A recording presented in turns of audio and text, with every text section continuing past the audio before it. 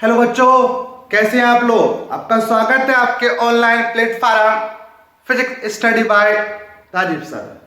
बच्चों, आज हम पढ़ेंगे एक अन्य महत्वपूर्ण टॉपिक, वादोद्रुव। जैसे बच्चों हमने पीछे 12th फिजिक्स का पहला चैप्टर स्टार्ट करा था, उसमें कुछ 6 लेक्चर हो चुके हैं। जिन बच्चों ने पिछले लेक्चर्स नहीं देखे हैं तो प्लीज उनको जाके देखना, प्लेलिस्ट बना दी गई है। ठीक है, तो बच्चों आज शुरू करते हैं आज का अपना महत्वपूर्ण टॉपिक, वादोद्रुव। बच्चों देखा वादोद्रुव यानी कि जिसको इंग्लिश में बोलते हैं इलेक्ट्रिक डाइपोल। तो सबसे पहले हम समझते हैं बच्चों वादोद्रुव क्या होता है। जैसे बच्चों यहां से क्लियर हो रहा है कि वादोद्रुव, द्विध्रुव का मतलब, द्विध्रुव का मतलब क्या बच्चों, दो, और ध्रुव का मतलब सिरे, यानी बच्चों क्या हो गए, दो सिरे। और वैद्युत का मतलब बच्चों हुआ, वैद्युत का मतलब आवेश, यानी कि दोनों सिरों पर क्या होंगे बच्चों, आवेश होंगे। अब आवेश तो होंगे लेकिन इसमें एक स्पेशल कंडीशंस होगी, कैसे आवेश होंगे, क्या होंगे, कितनी दूरी पे होंगे, ये सभी बताया जाता है आपको वादोद्रुव में। तो बच्चों समझते हैं कि वादोद्रुव क्या होता है और इसकी परिभाषा क्या है। ठीक है, तो देखिए बच्चों वादोद्रुव, बच्चों वादोद्रुव का मतलब है कि जब परिमाण में समान, यानी कि जब परिमाण में समान, परिमाण का मतलब मान, जब परिमाण में समान परंतु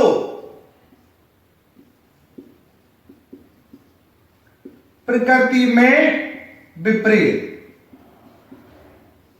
यानी कि जब परिमाण में समान परंतु प्रकृति में विपरीत दो बिंदु आवेश, दो बिंदु आवेश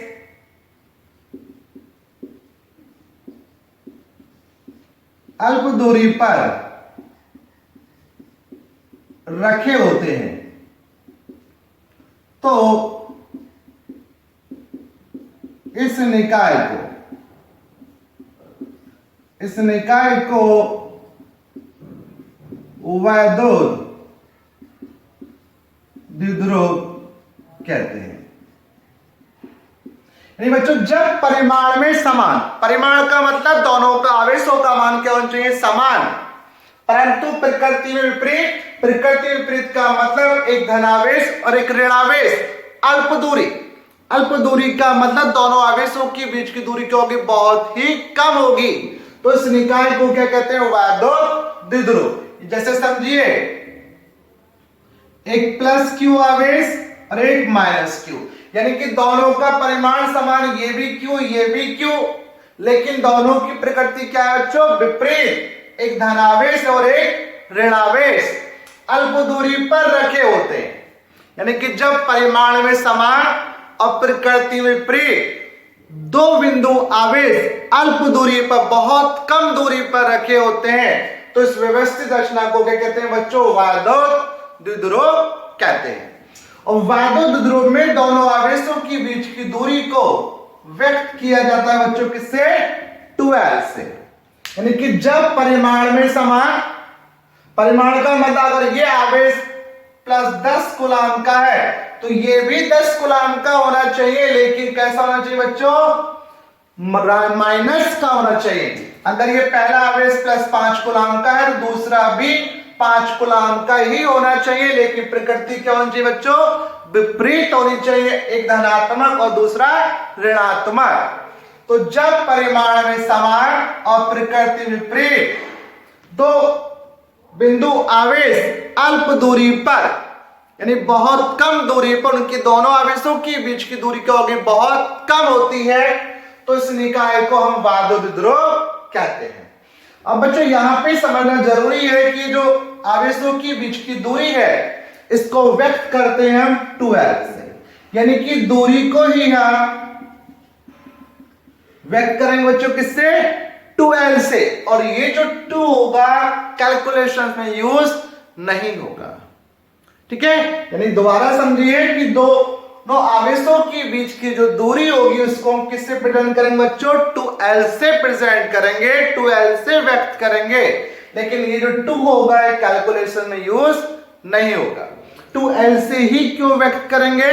क्योंकि हम इससे संबंधित कुछ आगे आर्टिकल्स पढ़ेंगे और उन आर्टिकल्स उन डेरिवेशंस में हमें जो वैद्युत द्विध्रुव है इसकी अर्ध दूरी चाहिए, आधी दूरी। आधी दूरी अगर हम 2l लेते हैं तो इसकी आधी दूरी कितनी हो जाएगी बच्चों? l हो जाएगी।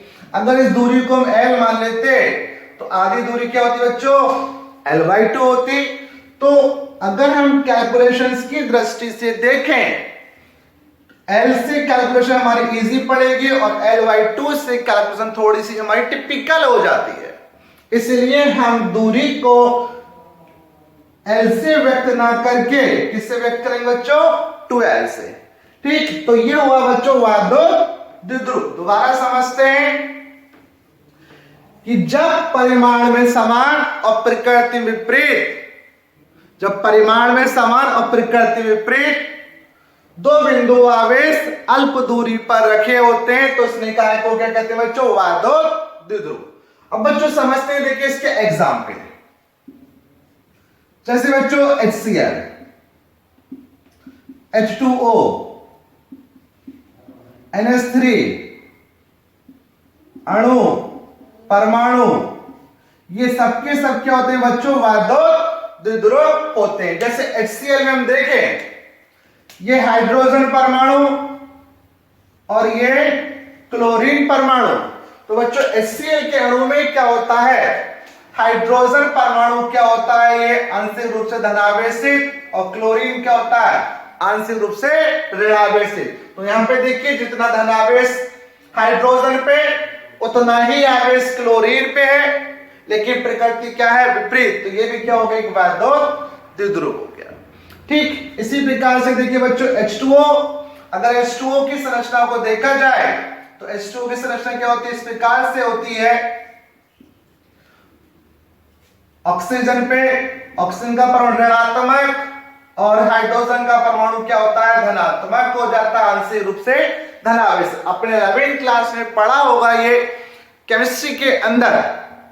ठीक है, तो देखिए यहां पे ये एक वैद्युत द्विध्रुव बन गया, यानी कि परिमाण में समान प्रकृति में विपरीत दो आवेश अल्प दूरी पर रखें और एक वैद्युत द्विध्रुव ये बन गया। तो ये होता है बच्चों वैद्युत द्विध्रुव।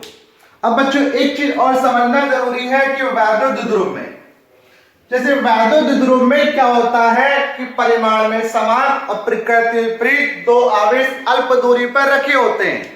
तो आपसे पूछा जाता है कि वैद्युत द्विध्रुव पर उपस्थित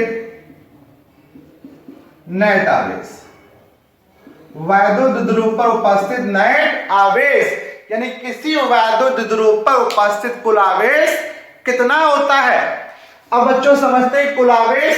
तो जैसे देखिए आपको आवेश वाले लेक्चर्स में बताया गया था आवेश की योज्यता का नियम, किसी निकाय पर उपस्थित कुल आवेश। तो बच्चों आपको बताया गया, आपको पढ़ाया गया कि किसी निकाय पर उपस्थित जो कुल आवेश होता है उस निकाय में उपस्थित भिन्न भिन्न आवेशों के बीजगणितीय योग के बराबर। अब यहाँ पे हमें वैद्युत द्विध्रुव का कुल आवेश निकालना है, तो ये प्लस क्यू माइनस क्यू, तो नेट आवेश बच्चों कितना आ जाएगा? प्लस क्यू, यानी कि कैपिटल क्यू बराबर क्या हो जाएगा? Plus Q minus Q. तो नेट आवेश कितना हो गया बच्चों? 0। यानी कि वैद्युत द्विध्रुव पर जो नेट आवेश होता है वो कितना होता है बच्चों? 0 होता है। यानी वैद्युत द्विध्रुव पर नेट आवेश कितना होता है बच्चों? 0। 0 क्यों हुआ? क्योंकि वैद्युत द्विध्रुव के एक सिरे पर प्लस क्यू आवेश और दूसरे पर माइनस क्यू, अर्थात दोनों आवेशों का परिमाण समान होगा, लेकिन प्रकृति क्या होती है बच्चों? विपरीत। इसलिए नेट आवेश क्या होता है? 0। ठीक है बच्चों। अब बच्चों देखते हैं अपना अगला टॉपिक। देखिए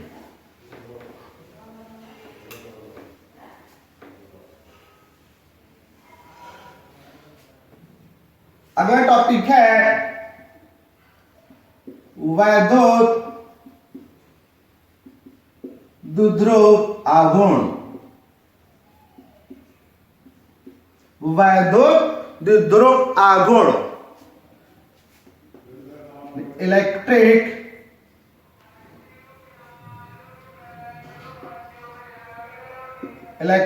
डाइपोल मूवमेंट, यानी कि इलेक्ट्रिक डाइपोल मूवमेंट, वैद्युत द्विध्रुव आघूर्ण। अब बच्चों वैद्युत द्विध्रुव आघूर्ण क्या होता है?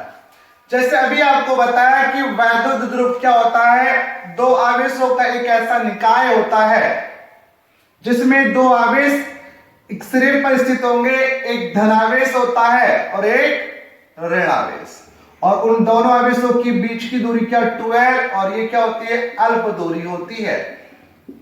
तो वैद्युत द्विध्रुव आघूर्ण का मतलब है, यानी किसी वैद्युत द्विध्रुव का जो आघूर्ण होता है, यानी कि वैद्युत द्विध्रुव के दोनों आवेशों में से, अगर इसके डेफिनेशंस को हम देखें तो डेफिनेशंस होती है बच्चों इसकी, यानी कि वैद्युत द्विध्रुव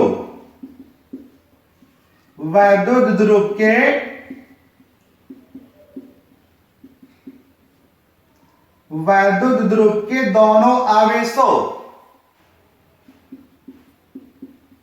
वैद्युत द्विध्रुव के दोनों आवेशों में से एक आवेश के परिमाण और उनके बीच की दूरी के गुणनफल को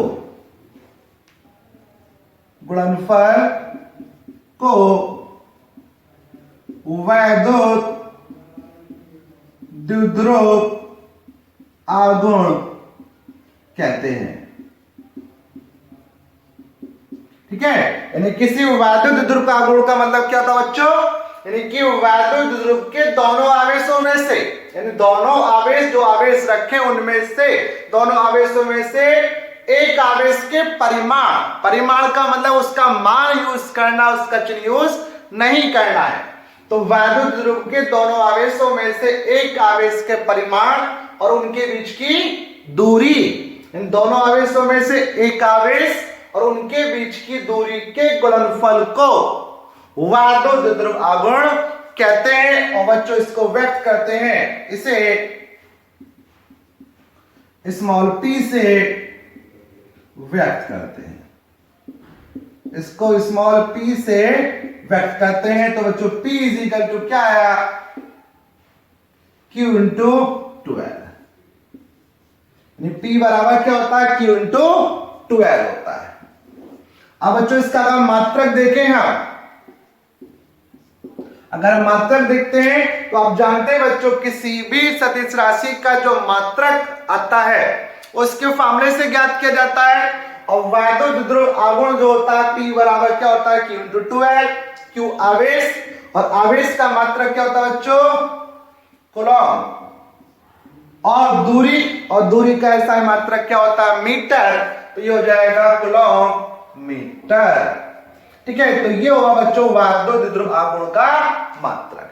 अब बच्चों यहां पे एक बात और नोट करना कि जो वैद्युत द्विध्रुव आघूर्ण होता है, वैद्युत द्विध्रुव आघूर्ण जो होता है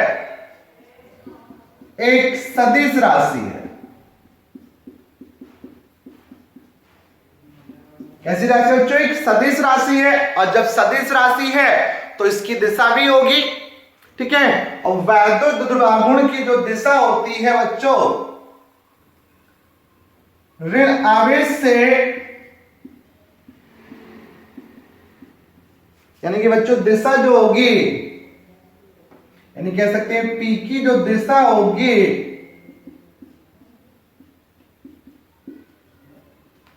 ऋण आवेश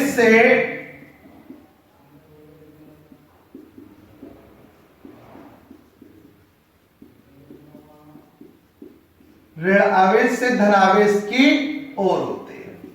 यानी कि बच्चों वायुद्युत ध्रुव आघूर्ण की दिशा कैसी होती है? ऋणावेश से धनावेश की ओर। जैसे समझिए ये हमें वायुद्युत ध्रुव दे रखा है, ये माइनस क्यू आवेश, ये प्लस क्यू आवेश। तो इस वायुद्युत ध्रुव का जो ध्रुव आघूर्ण होगा उसकी दिशा किधर की ओर होगी बच्चों? ऋणावेश से धनावेश की ओर। और उसी लाइन के अनुदेश होगी जो ध्रुव का जो अक्ष है, जो दोनों आवेशों को मिलाने वाली रेखा, उसी लाइन के अनुदेश होती है। ठीक है, नहीं बच्चों वायुद्युत ध्रुव आघूर्ण की दिशा कैसी होती है? ऋणावेश से धनावेश की ओर, और उसी लाइन के अनुदेश, उसी अक्ष के अनुदेश होती है जो दोनों आवेशों को मिला रही है। तो ये बच्चों हुआ वायुद्युत ध्रुव आघूर्ण। ठीक है बच्चों, तो बच्चों आज का लेक्चर यहीं पे समाप्त करते हैं। छोटा सा लेक्चर था। ठीक है, और बच्चों अगर आपको लेक्चर पसंद आया हो तो प्लीज लाइक करना और मेरे चैनल को सब्सक्राइब करना। ठीक है, और इस लेक्चर्स को अपने सभी फ्रेंड्स के साथ, अपने सभी ग्रुप में शेयर भी करना। थैंक यू, धन्यवाद।